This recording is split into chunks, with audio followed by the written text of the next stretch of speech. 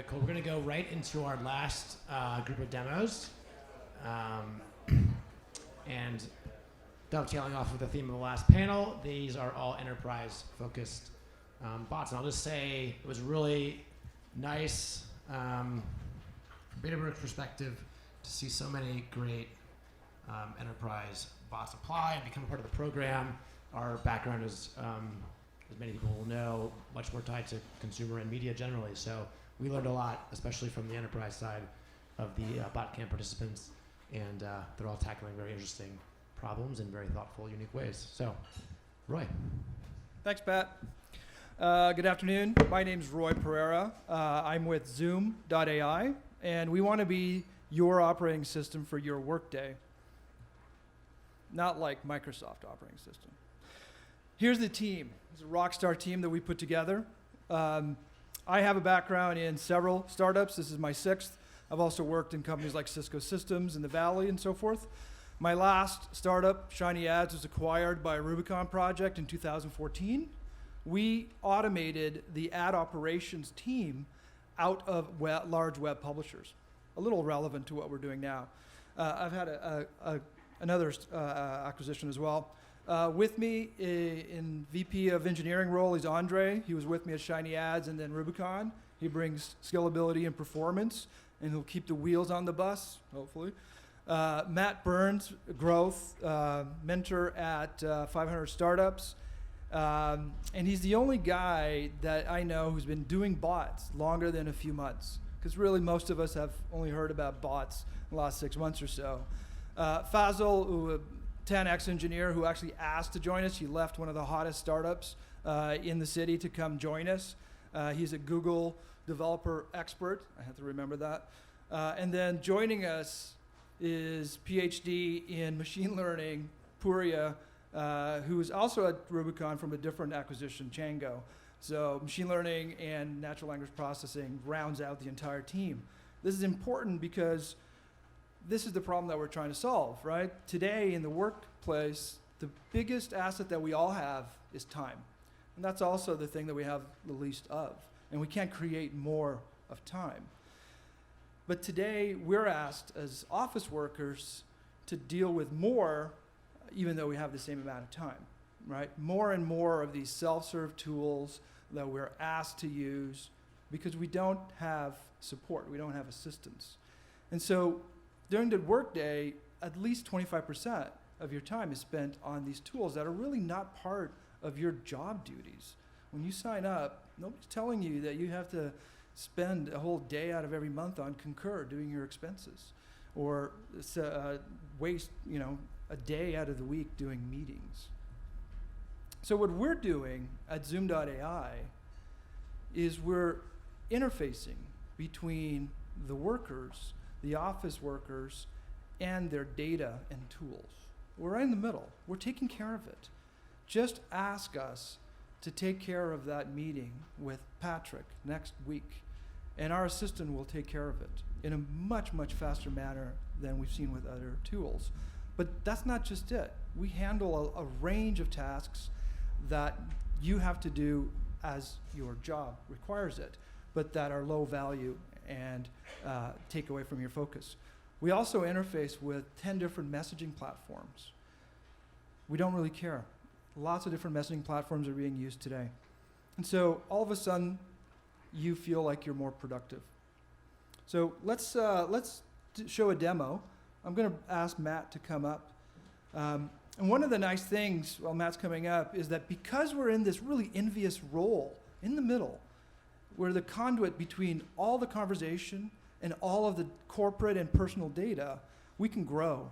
And we're building proprietary data through our machine learning algorithms where we're creating a defensive moat to stay and to expand, not just from these tasks, but other ones. So let's do a demo, because I want to show you how this actually works today. Bye, StatsBot. Here's Ava. I've called her Ava, automated virtual assistant. You can call the bot whatever you want, fluffy bunny rabbit, whatever you want. So I'm going to say hi. We do have quite a lot of natural language processing. We also do have a lot of date parsing. So first I'm going to say, I need to know this guy, Matt. He's really cool. I don't know him that well. So I'm going to do an intro. Intro to Matt Burns. Get me an intro to Matt Burns, please. It's found 5 of the top people in my network that know Matt the best. So we're looking at strong bonds versus weak bonds. And Clement from Hugging Face knows him pretty well, but Pat knows him pretty well. So I'm going to say, hey, choose Pat. So it's told me, I'll take care of it. Go back and do your real work. And this is exactly what I want. I'm going to go back and do my real work. Pat is going to get an email. I'm going to be CC'd on it, and Pat's going to be asked to do a warm introduction to Matt. Pat's going to reply back. I'm going to know Matt. Hey, nice to meet you. I think we should grab coffee. What do you think? All right. So let's grab coffee next week. I don't care when. Like, really? Do I want to pick, hey, Tuesday, 9 a.m.? No. That is so 2014. You'll notice here, I'm not asking with who. I already have a conversational context. It's about Matt. So I don't have to re-enter that. In fact, I don't have to re-enter where, because it knows me. It's scanning my calendar, my contacts, my email. It knows everything about me via our machine learning algorithm. It knows that I like to have coffee at this place called Hot Black Coffee. And it knows that I don't work on Saturdays or Sundays. And it knows that I only have coffee meetings between 9 and 11. And it's learning every 10 minutes or so. So I'm going to say, yeah, you got it right.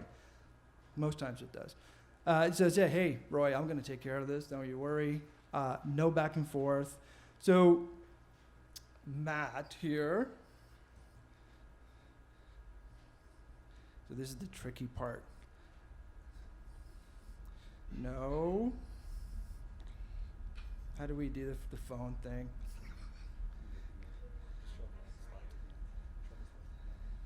No, so I obviously don't know how to show the email. Not the email, but so this is what Matt, who's up here, who he was about to show you live, this is actually what it would show. Here is the email that comes in. You'll notice something different. It's actually not asking Matt about when he wants to meet.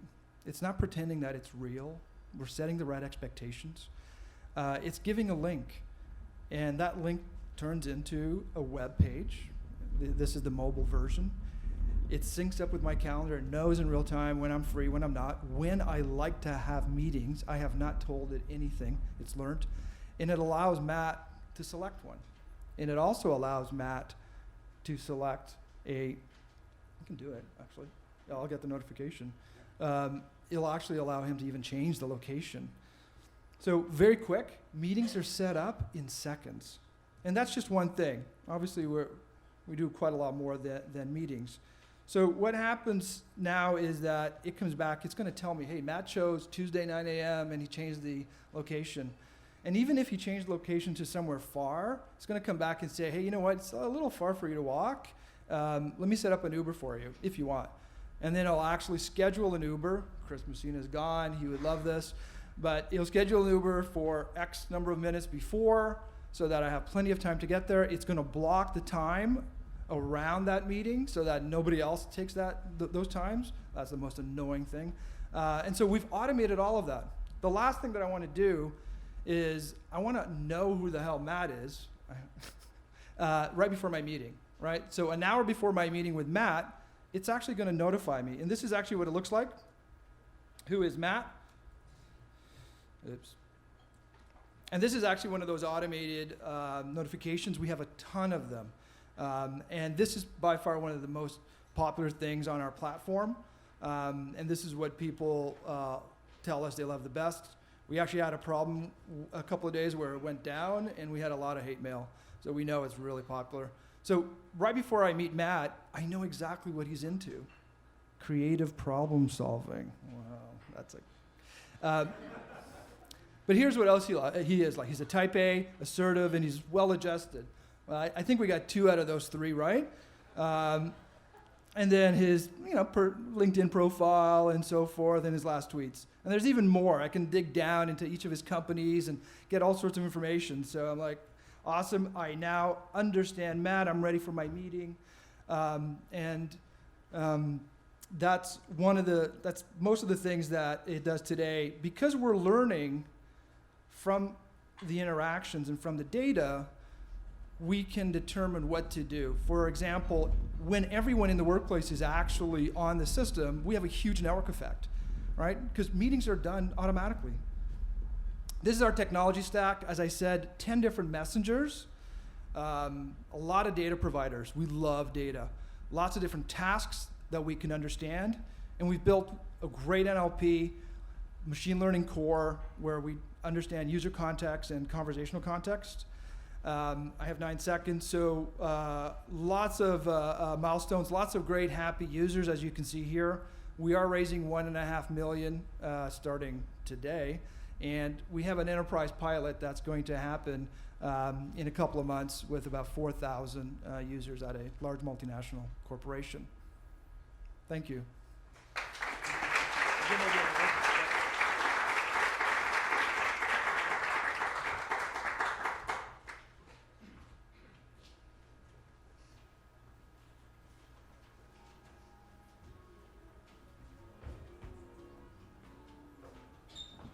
If there wasn't any doubt, I did make the intro between Roy and Matt in the interim.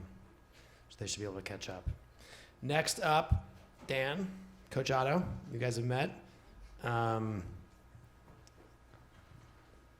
Should be.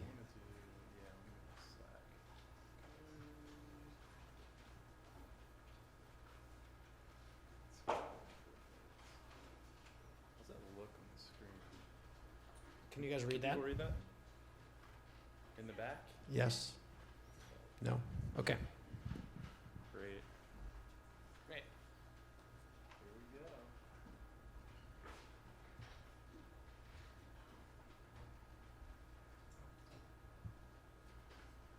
I just do like this.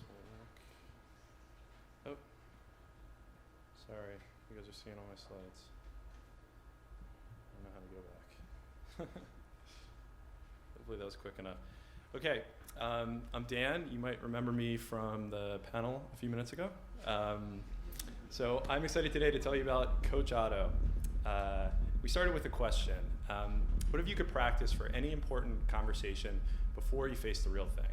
How would that change how you interact with others?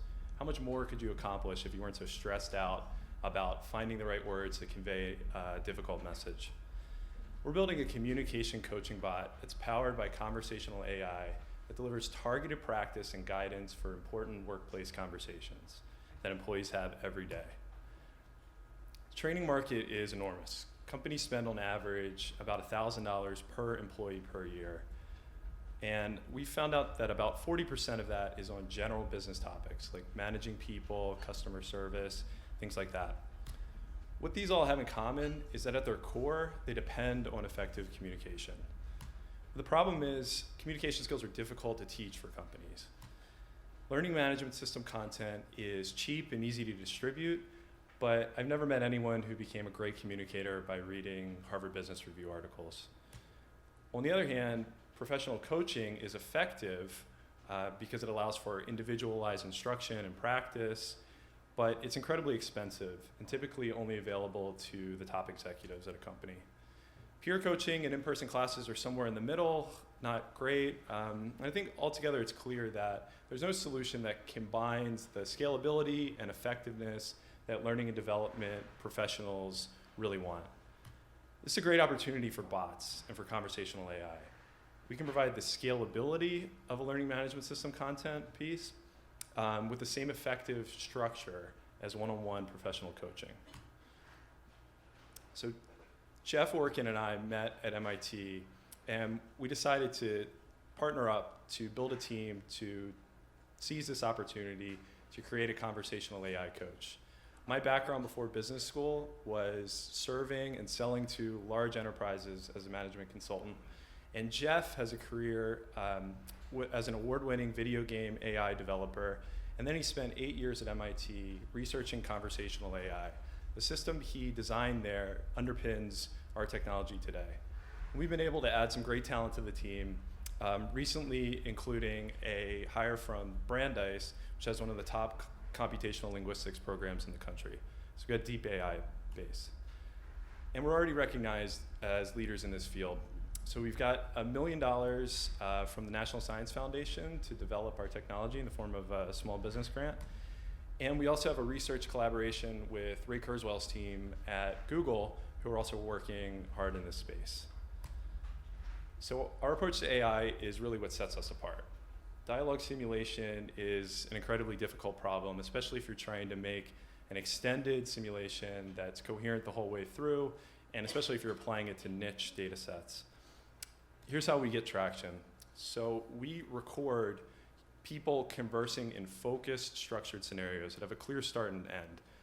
And then we take that data and we crowdsource semantic hints from human taggers. This is what I was mentioning in the panel discussion. And we use those to guide machine learning so that we require much less data overall. We're building a prototype based on 50 examples of conversations, whereas with deep learning or something, you might need 1,000 times more than that. Okay, I want to show you a demo. I'm going to show it to you in Slack. That's the initial platform that we're building for. But first, let me set it up. So say I'm a new manager and I need to give constructive feedback to someone on my team.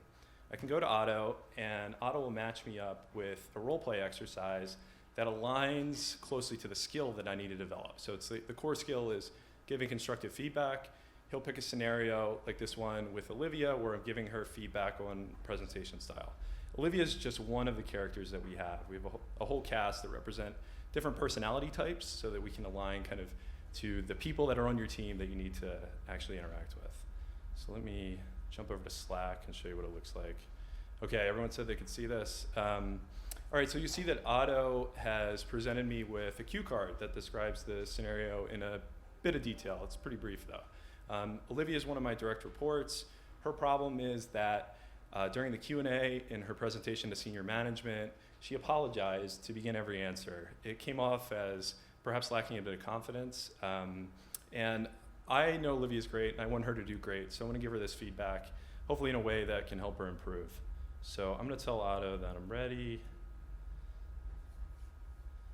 Hopefully he'll respond in the voice of Olivia to give me this feedback. Let's say, okay, Otto.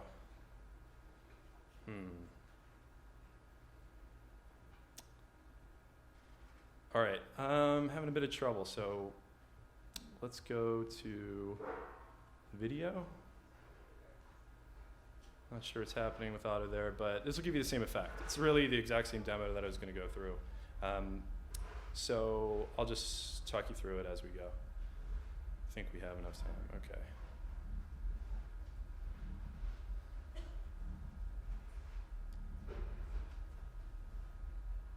Okay, so Otto responds in the voice of Olivia. So he's playing the Olivia role in the scenario that I set up for you guys. So we'll start off, reassuring Olivia. She seemed kind of relieved that it was over. Nice job. Thanks. Okay, now let's get to the point. I want to give her this feedback point.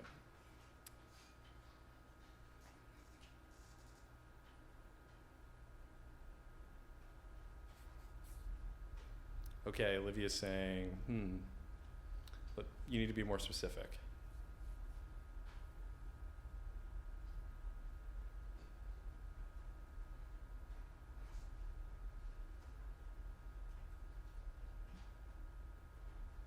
Okay, so I come out and say it. Like I said, Olivia is one of our characters that's pretty easygoing. She's junior and eager to learn, so she takes it in stride. And she's willing to work on it, so I want to support her in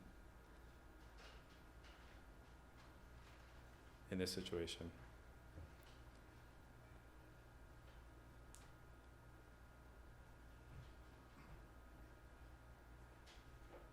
Okay, great. Olivia's pretty easy to work with. So keep up the good work, Olivia. And the whole time this is, as a user, I'm forced to come up with kind of my own words, my own approach for this scenario. It's really open-ended, but the key is that Otto gives feedback that's aligned specifically to the approach that I decided to take. So the first one, let me back up just a smidge. The first point, he's complimenting me for being direct, jumping right into the issue, and then he says it's great that I offered support, but he points out that I didn't ask permission. So that's something that I'll need to keep in mind, and now that I've practiced, I have a bit of a feel for how to approach this conversation. I'm a lot more confident when I go out into the real world to have it. So back to the presentation. We've showed this, like I was saying in the panel, to a lot of companies, and we've had really amazing feedback, both from HR and learning and development folks, as well as just general managers, people that might be subject to training or really want to have this product available. We're going back to a select group of these folks in the fall to have some pilot projects where Otto's embedded in their team on a daily basis, so we can learn how they want to use it and what kind of value they're getting from it. So Coach Otto is probably not a lot like many of the bots that you saw today or that are out there, and it's not like any corporate training products that are out there today. It represents the possibilities for a powerful new type of learning relationship in the form of an AI coach. We've got over a year runway from our National Science Foundation grant and the Botcamp investment, but we want to accelerate, and we're looking for the right investors and the right pilot customer partners to pursue this vision of an AI coach with us. So that's it. Thanks, and congrats to all the Botcamp teams.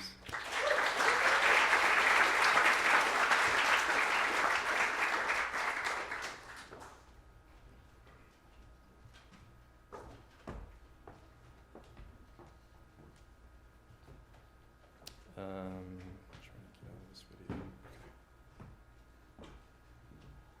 Awesome. Next time.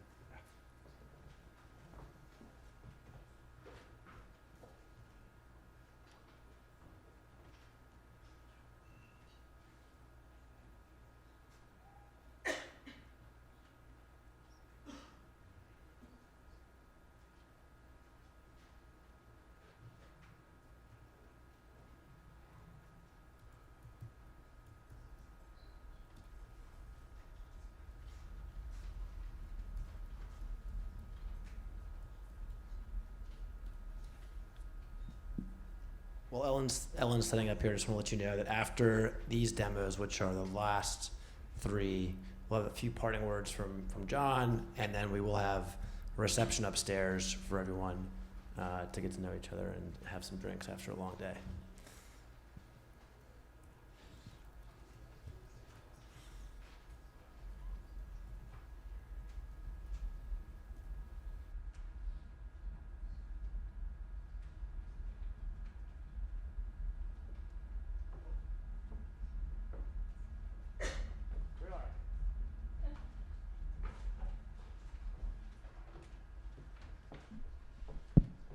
Hey everybody, I'm Ellen. I introduced myself earlier as part of the bot panel. I am co-founder and CEO of CareerLark.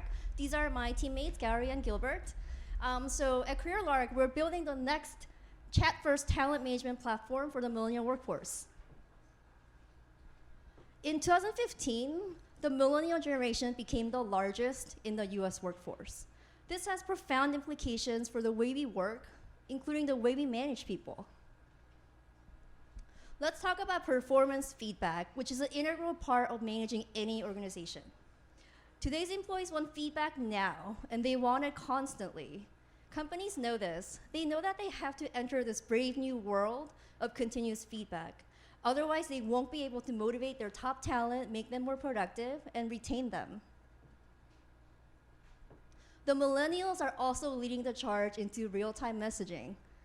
So we all know, outside of the work, we use 5 different messaging apps nonstop to communicate with each other.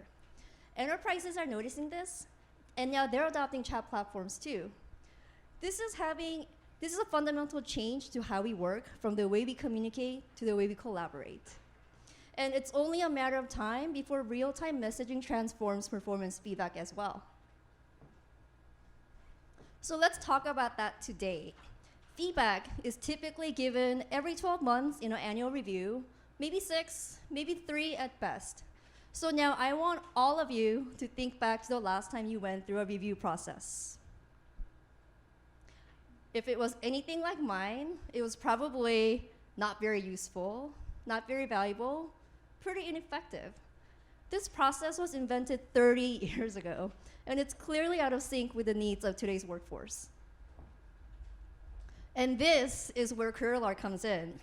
CareerLark addresses this desire for continuous feedback by building experiences that live inside enterprise chat platforms such as Slack. Our first product is a Slack bot that facilitates lightweight, continuous microfeedback between employees. And now we're going to show you how it works.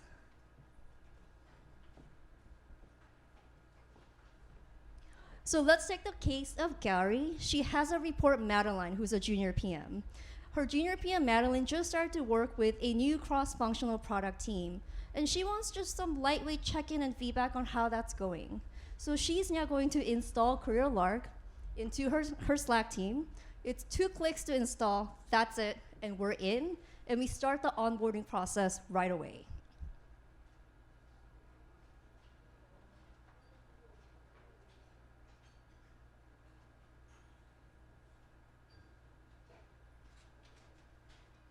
So I think we're having the same problem that Coach Otto was having. So we'll play the video too.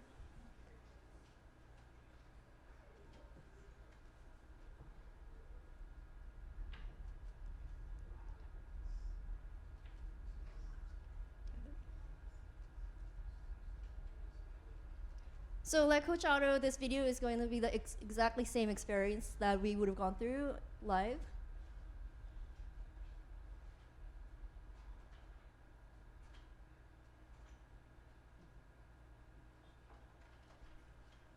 So once again, start out on the homepage, install, 2 clicks, and we're in. So from that point, Gary can ask for feedback. And in this case, she chooses to ask feedback from Kenson on how Madeline's transition is going. So a few quick back and forths here, just specifying Madeline, Kenson. And we have a specific context here of how the transition is going, because that's what she's really interested in.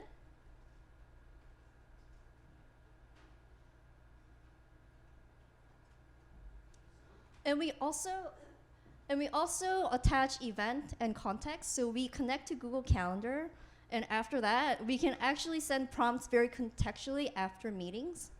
In this case, there's a weekly product sync meeting that happens, so we can recognize that, and at this point, she set it up once on a weekly basis after this product sync meeting.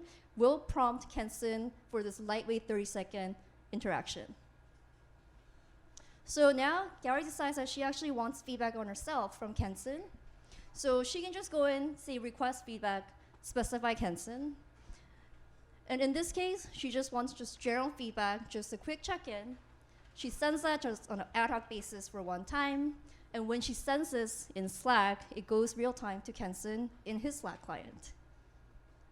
So the feedback session is 30 seconds or less, the initial part being a 5-point scale, and the second part being an optional text snippet. So this is intended to take 30 seconds or less after meetings or in between when you're walking. And when Kenson finishes typing this out, this actually goes back to real time. This actually goes back to Gary in real time. So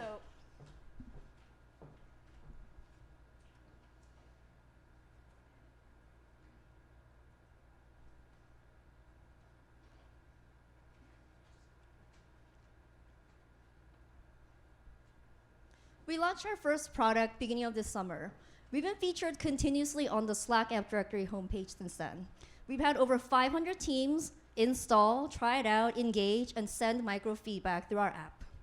We've learned a lot from these early users. We also have sales and regular implementation requests that come in for the last few months.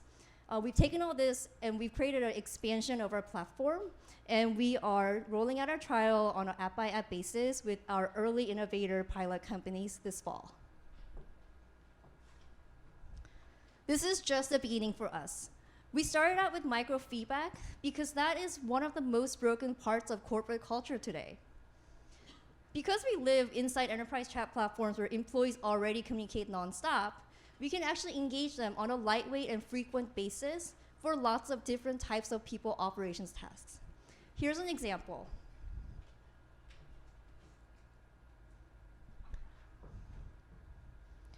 This is our second app in our Slack app directory, Icebreakers. And it's a lightweight new employee onboarding process that actually makes them feel welcome. So in this case, the installer sets up the Icebreakers app in their team with a few simple answers, or we also offer customization so they can go as deep as they want. Once it's set up, new employees get this fun questionnaire profile when they join the Slack team, whether that's related to the company values or just something wacky, and they answer these questions.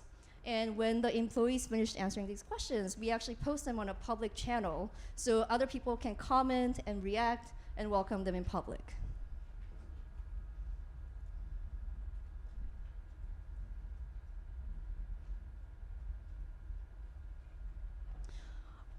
As we're taking this multiple app approach, when a company uses more and more of our apps, it becomes exponentially more powerful. Let me give you an example. If a company uses our microfeedback module for constructive microfeedback, and they also use positive recognition module for public praise and milestones, we can put all of this together into a holistic employee profile and help them run lightweight check-in processes with manager one-on-ones and different levels of process. And with all this micro data, we can generate lots of interesting people analytics and insights that will help HR and execs and companies make smarter people decisions.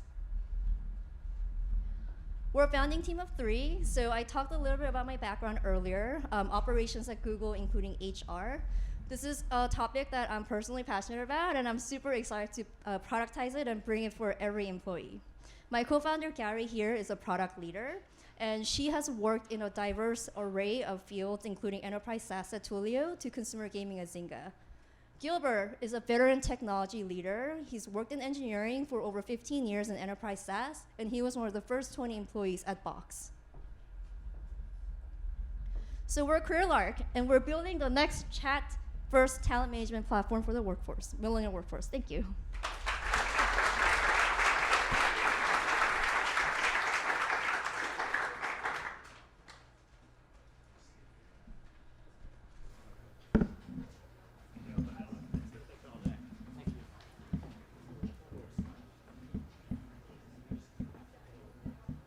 So I think we've either lost Slack or we've lost internet entirely.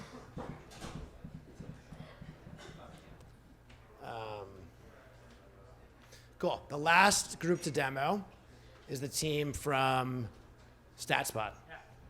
Cool. I would just reload Slack too to make sure.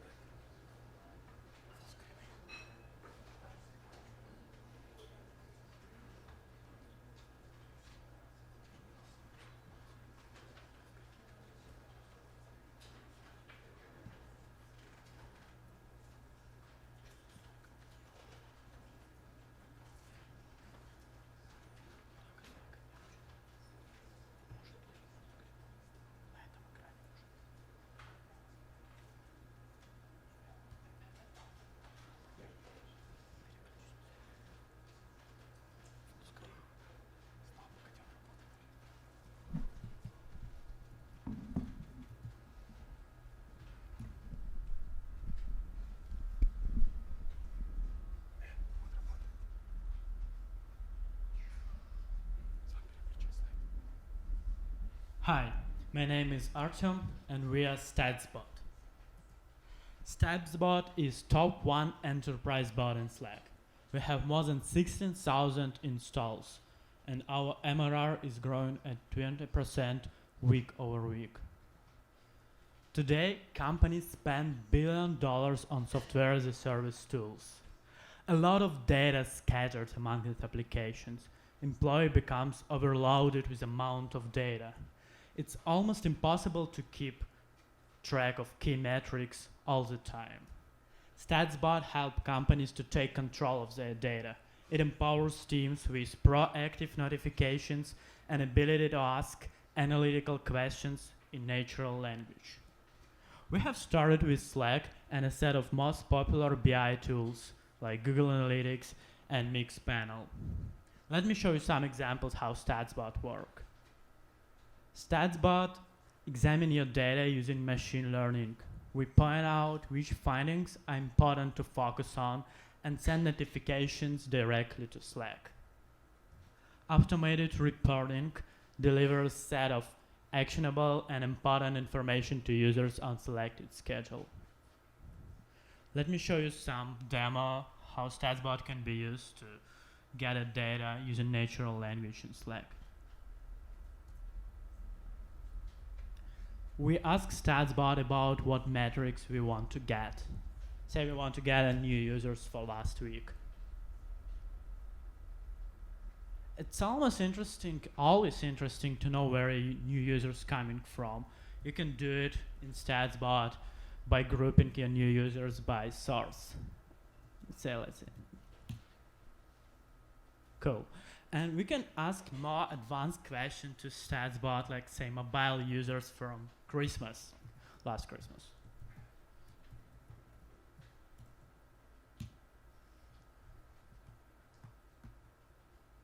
Oh yeah, we got it. So all metrics and reports can be scheduled to automatically delivered on specified schedule. Let's say on daily at 9 a.m. Can we back to slides? No way. Since our launch in January, we have more than 4,000 weekly active companies, and usage inside companies are growing pretty quickly as well. We have integrated with more than 10 most popular analytics tools out of there, and a lot of data providers requested to build on top of StatsBot. That's why we're opening our own API. We're a team of experienced engineers from Moscow Top Technical School, and we have been working together for almost 10 years. If you're interested how StatsBot is changing enterprise software, please come and talk to us.